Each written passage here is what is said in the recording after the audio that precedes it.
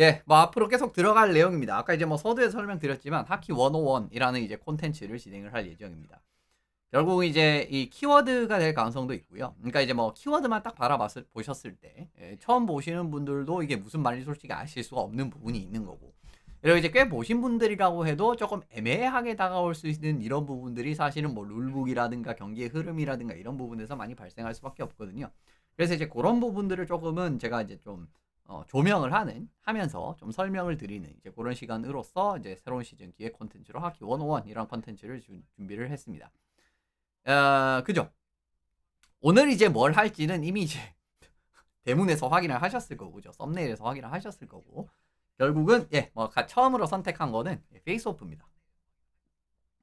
물론 이제 하키에는 좀 유니크한 룰들이 있어서 결국은 이제 이런 부분을 조명을 하시는 그림도 있지만, 페이스오프라는 굉장히 또 독특한 시스템이라고 봐야겠죠, 결국은. 그리고 이제 페이스오프를 제가 이제 가장 처음 준비한 이유는 뭐 뒤에 조금 더 설명을 드리겠지만 뭐 여러 가지 의미가 있습니다. 그래서 일단 어쨌든 오늘 페이스오프로 시작을 해 보도록 하겠습니다.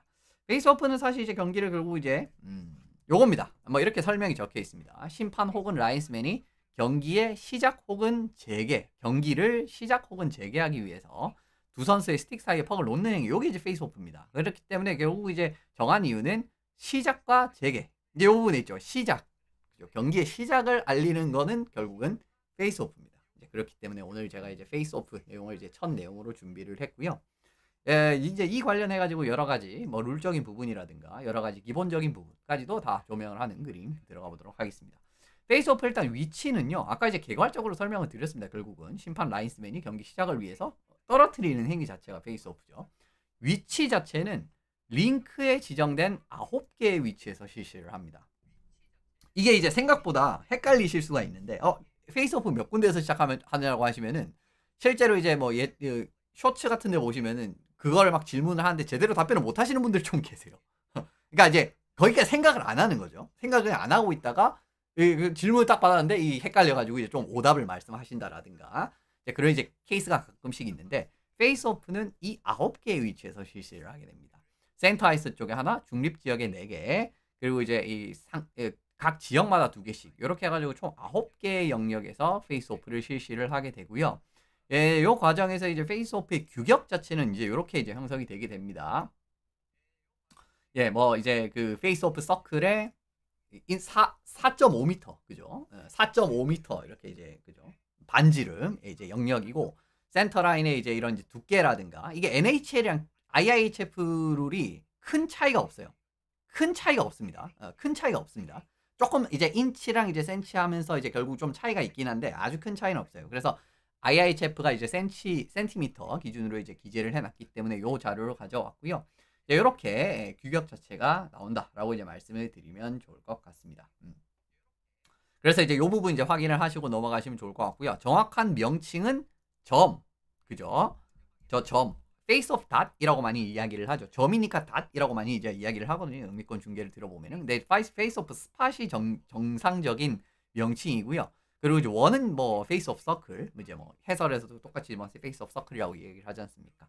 그래서 이제 이렇게 바라보시면 좋을 것 같습니다. 어쨌든 이제 스팟이다라는 거. 근데 별로 중요한 건 아니에요. 이런 것들은 그냥 이제 정식 명칭이 이런 거다라고 정도만 알아두시고 넘어가면 좋을 것 같고요. 페이스오프의 위치를 굉장히 간단하게 정리를 말씀을 드리면은, 원래 이것도 굉장히 세부적으로 막 많습니다. 조건들이. 예를 들면은 이제 뭐 좀 어디에서 이제 시작해야 될지 명확하지 않은 경우라든가 뭐 이런저런 경우들이 있는데, 이제 전반적으로 말했을 때 경기 중단이 됐을 때는 중립 지역에서 뭐 중단이 되고 이래 버리면은 이제 중립 지역에서 이제 기준으로 가까운 위치 이제 이런 데서 되게 되고요.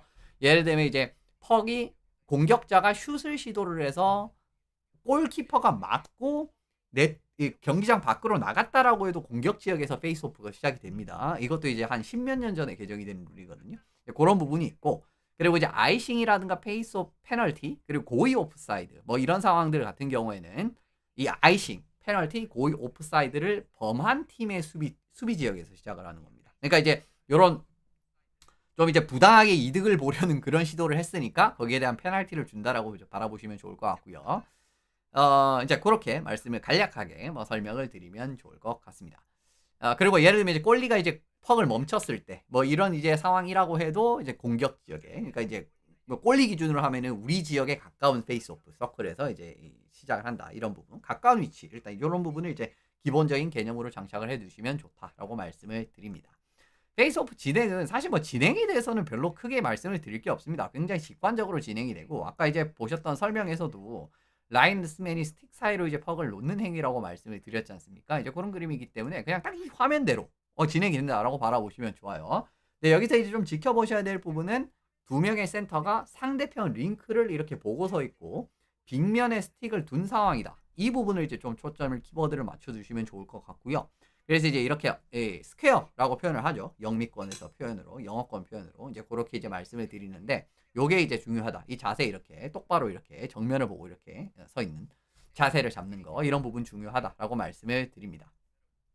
조금 더 상세하게 말씀을 드리면은 센터가 마주 보면서 스틱은 빅면 위에 있을 것. 그리고 센터를 제외한 선수들은 서클 밖에 있어야 됩니다. 근데 이제 페이스오프 서클이 없는 데가 있잖아요. 그죠? 중립 지역이라든가 이제 그런 데 서클이 없는 데는 15피트 바깥에 있어야 됩니다. 선수. 그러니까 센터들의 15피트 바깥에 선수들이 위치를 해야 된다. 이런 게 있어요. 그러니까 이제 최소 거리를 왜 우리가 이제 축구에서 프리킥 찰 때도 선 긋잖아요. 그죠? 요즘에는 이제 그 지워지는 선 그런 거 있잖아요. 그죠? 규정 그 몇 미터죠? 9미터인가 10미터 뭐 그런 거 있잖아요. 그러면 비슷하게 생각을 하시면 돼요. 그래서 센터 서클이 없다라고 해도 당연히 서클이 있으면 이제 서클 바깥쪽에. 근데 이제 서클이 있다라고 하면은 결국은 이 바깥쪽. 그러니까 한 5미터 정도의 거리라고 생각을 하시면 됩니다. 약 5미터. 그리고 요게 사실은 조금 중요한 부분인데 이 사진이 별거 아닌 것 같은데 상당히 많은 걸 내포하고 있는 사진입니다.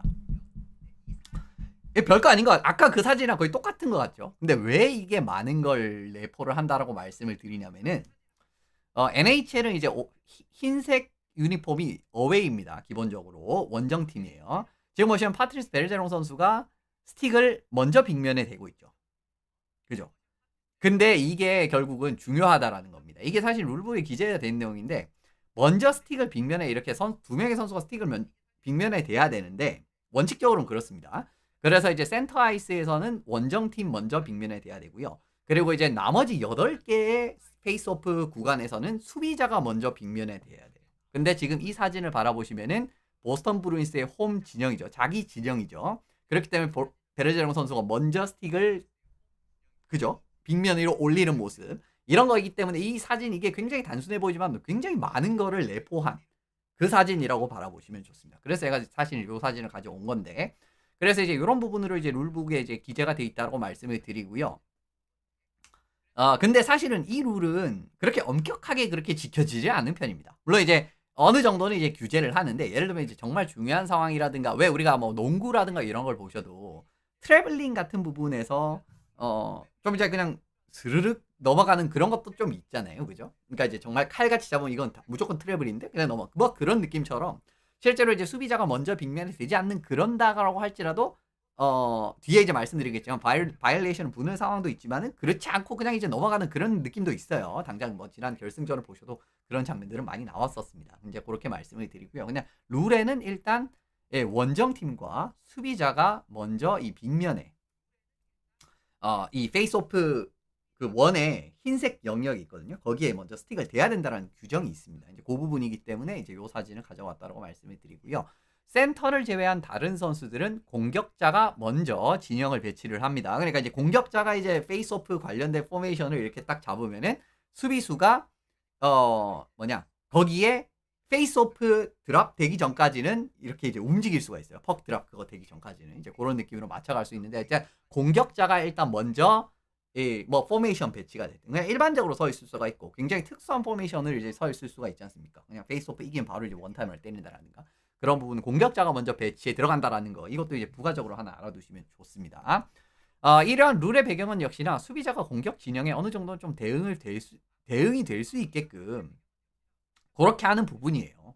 그래서 예를 들면 이제 공격자가 이제 또 골대 쪽으로 조금 더 많이 밀집 배치돼 있다라고 하면은 수비자가 이제 또 수비자들이 페이스오프 이쪽으로 그죠? 반대쪽으로 옮겨간다라든가 그런 거 많이 보셨을 겁니다. 이제 그런 거는 이제 이런 룰에 기반돼서 이제 말씀을 드리는 거고요. 그리고 페이스오프에서는 역시나 바이올레이션이 있습니다. 이제 규정을 위반하는 그런 케이스들이 있는데 일단 라인스맨이 페이스오프를 진행을 하지 않는 상황은요. 제대로 된 페이스오프 위치에 선수들이 있지 않았을 경우 그리고 스틱을 빗면 위에 놓지 않았을 경우, 서클 안으로 선수들이 들어왔을 경우, 그리고 이제 퍽이 드랍되기 전에 신체적인 접촉이 있을 경우, 그리고 상대 쪽 진영으로, 그러니까 이제 이제 이 우리 쪽 진영에 이렇게 서 있어야 되잖아요. 근데 이제 이렇게 넘어가 있다라든가 그런 경우들에서는 이제 라인스맨이 페이스오프를 진행하지 않습니다. 여기에 부가적으로 또 하나 말씀드리면은 퍽이 떨어지기 전에 센터가 이제 먼저 이렇게 이제 움직이는 거, 그것도 펄 스타트, 이제 그것도 이제 마찬가지로 포함이 됩니다. 근데 그것도 엄밀히 따지면 제대로 된 페이스오프 포지션에 있지 않다라고 볼 수가 있기 때문에 하나 통으로 그냥 말씀을 드리는 거예요. 이제 이 부분 말씀을 드리고, 만약에 페이스오프 바이올레이션을 범했을 경우, 이걸 말씀드린 이유는 요거 때문입니다. 하키 보시면은 갑자기 페이스오프를 하려다가 센터가 튕겨져 나가는 경우 많이 보시죠. 그러니까 센터가 이렇게 페이스오프를 하러 들어왔다가 갑자기 이제 이 라이스맨이라든가 레프리가 이렇게 손짓을 해가지고 이 선수가 이제 다른 선수 교체되는 모습, 이런 상황 때문에 나오는 겁니다. 실제로 이제 페이스오프 바이올레이션이 발생을 했을 경우에는 페이스오프 준비를 하던 센터는 퇴장을 하고요. 물론 이거는 이제 그 페널티 박스로 퇴장을 하는 게 아니라 이제 페이스오프에서 이제 서클에서 퇴장을 한다는 겁니다. 그리고 이제 다른 팀 동료가 대신 페이스오프를 들어오는 요 움직임은 아까 그 이유 때문에 있었던 겁니다. 근데 요 페이스오프 바이올레이션을 두 차례 범하잖아요. 두 차례를 범하는 순간 벤치 마이너 페널티가 부과가 되기 때문에 사실은 한 번 이제 범했을 때는 조금 심적의 여유, 부담이 좀 작용을 하는 편이긴 해요. 범한 측에서. 굉장히 드물게 나오는 페널티인데 가끔씩 이 부분에서는 페널티가 나오는 부분도 있습니다. 최근에 또 이제 NHL이 룰 개정을 했는데 또 어떤 부분이 개정이 됐냐라고 하면요. 아이싱 상황에서는 자동으로 페이스 오프 바이올레이션이 1회가 정립이 됩니다. 그러니까 아이싱을 범한 팀이 자동으로 페이스 오프 바이올레이션이 1회가 정립된 상황이기 때문에 한 번 더 이제 이 수비자가 페이스 오프를 그러니까 이제 수비 지역에서 시작을 하잖아요. 우리 기준으로 따지면 아이싱을 우리가 했으니까 이제 거기서 바이올레이션을 한 번 더 범한다라고 하면은 그냥 바로 이제 마이너 페널티 가게 되는 이런 룰이 또 이제 최근에 신설이 됐습니다. 또 하나의 페이스오프에서의 페널티는 이거는 그냥 바로 페널티예요. 이건 바이올레이션 수준이 아니라 그냥 바로 페널티인데 페이스오프를 하는 도중에 센터가, 그러니까 페이스오프를 들어간 선수가 센터가 될 수도 있고 다른 선수가 될 수도 있죠. 그러니까 페이스오프를 하는 도중에 손을 사용해서 뒤로 이제 퍽을 밀어낸다라든가 이러면은 바로 페널티입니다. 예전에는 사실 이 부분이 페널티가 아니었었거든요.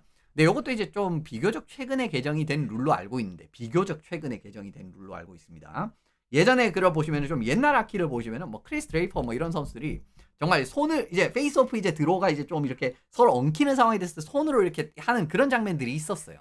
근데 이제 그런 부분이 예전에는 허용이 됐지만 지금은 허용이 되지 않는다. 실제로 이제 요 페널티도 자주 보실 수는 없지만 간혹 나오는 편입니다.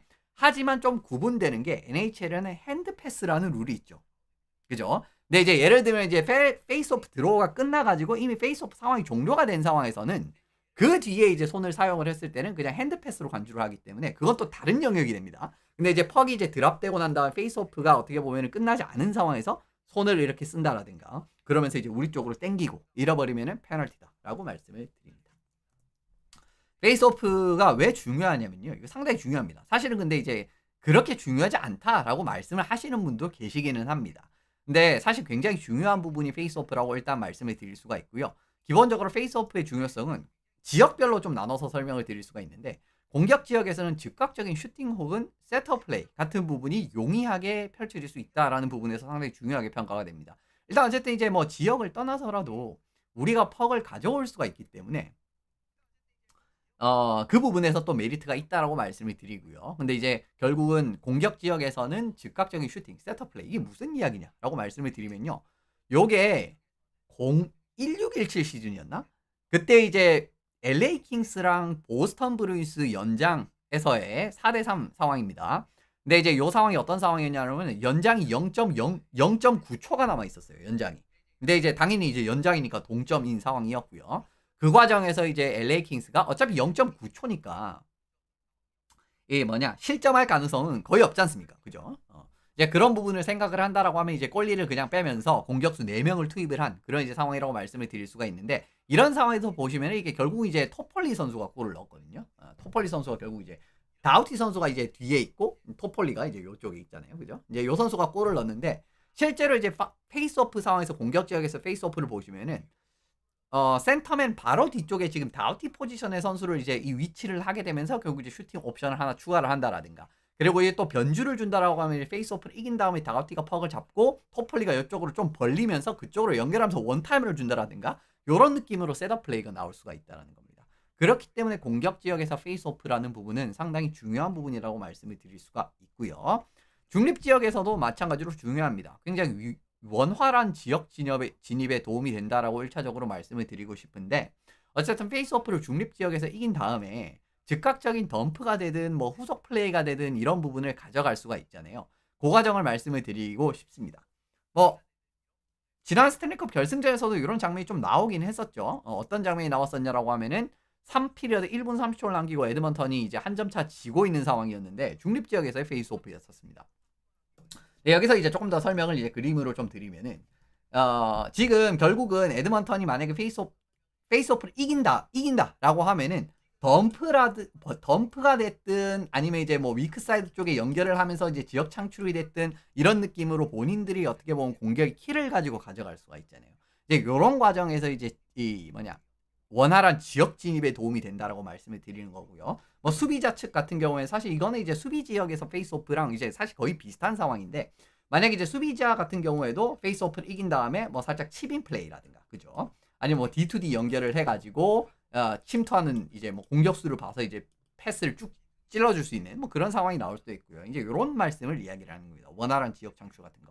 실제로 이제 이 플레이 같은 경우에는 페이스오프를 이긴 다음에 바로 이제 이쪽에 있는 에콜룸한테 연결을 해가지고 이제 풀어 나가는 그림이 나왔거든요. 근데 이게 지금 제가 조금 더 극단적인 자료를 가져올라다가 그거를 지금 영상을 못 찾았는데 다른 팀들 같은 경우에는 여기에 선수를 하면 배치라고 막 그럴 때도 있어요. 지금 요 상황에서.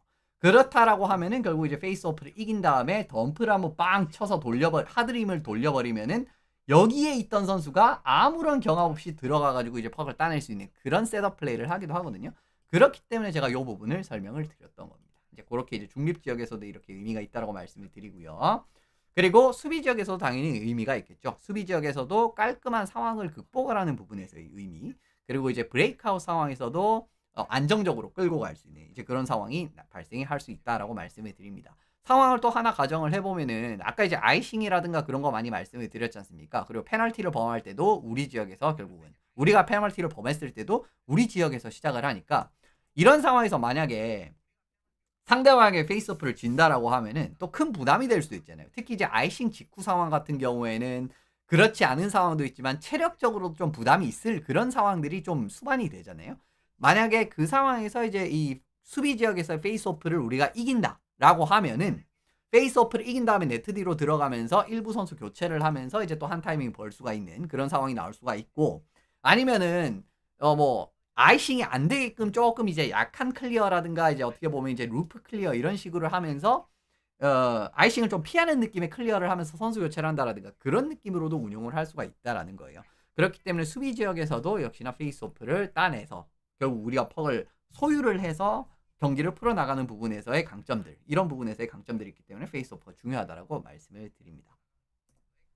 기록적인 기준점을 마지막으로 말씀을 드리면서 마무리를 지을 텐데 역시나 기록적인 기준은 이게 사실은 참 하키에서의 페이스오프가 참 재밌는 게 뭐냐면은 좀 인기 있는 스포츠 중에서 실점을 했다라든가 경기를 재개할 때 이런 식으로 좀 5대5 같은 느낌으로 게임을 재개하는 케이스가 별로 없잖아요. 당장 이제 축구 같은 경우에도 보시면 이제 실점 팀이 킥오프를 하면서 시작을 하고 풋볼 같은 경우에도 마찬가지로 어떻게 보면 이제 그죠?